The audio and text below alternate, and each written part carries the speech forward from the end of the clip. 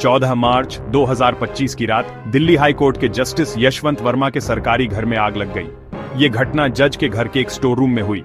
आग बुझाने वाले फौरन पहुंच गए और आग पर काबू पा लिया, लेकिन आग बुझाते वक्त उन्हें एक हैरान कर देने वाली चीज मिली।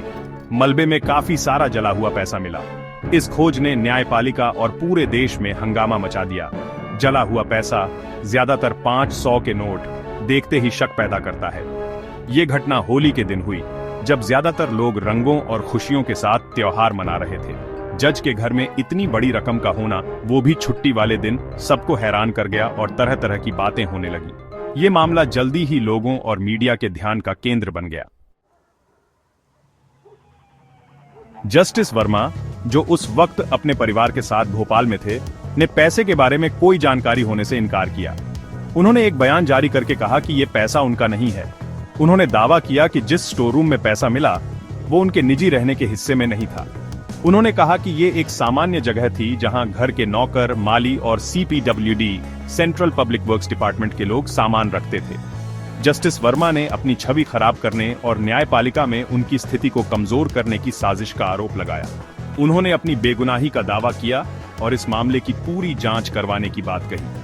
दिल्ली हाई कोर्ट के चीफ जस्टिस DK उपाध्याय ने मामले की आंतरिक जांच शुरू करवाई।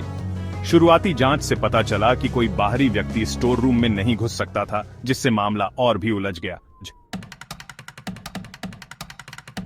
इस घटना से भारत के कानूनी और राजनीतिक गलियारों में हलचल मच गई। संसद में इस मुद्दे पर गर्मागर्म बहस हुई। विपक्षी दलों, खासकर कांग्रेस ने पुलिस द्वारा तेज और निष्पक्ष जांच की मांग की। उन्होंने तर्क दिया कि अगर ऐसा मामला किसी आम आदमी, नेता या अफसर के साथ होता तो तुरंत पुलिस कार्रवाई होती। उन्होंने सवाल उठाया कि क्या न्यायपालिका को भी आम नागरिकों जैसे ही नियमों का पालन करना चाहिए।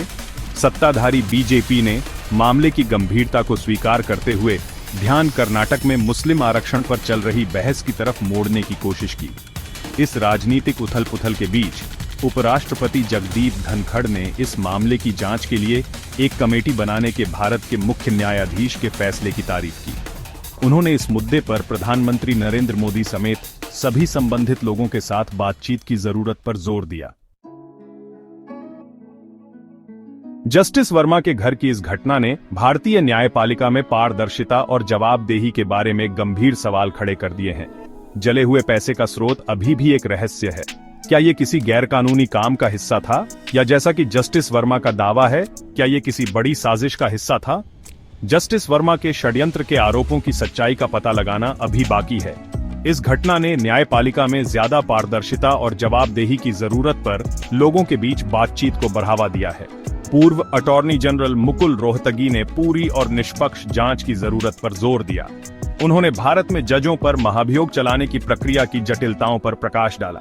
उन्होंने सुझाव दिया कि इस घटना से पता चलता है कि जवाबदेही सुनिश्चित करने के लिए महाभियोग प्रक्रिया को आसान बनाने की जरूरत है। जैसे जैसे जांच आगे बढ़ती जा रही है, पूरा देश जले हुए पैसे के पीछे की सच्चाई और भारतीय न्यायपालिका की ईमानदारी पर इसके प्रभाव को जानने के लिए बेसब्री से इंतजार कर रहा है।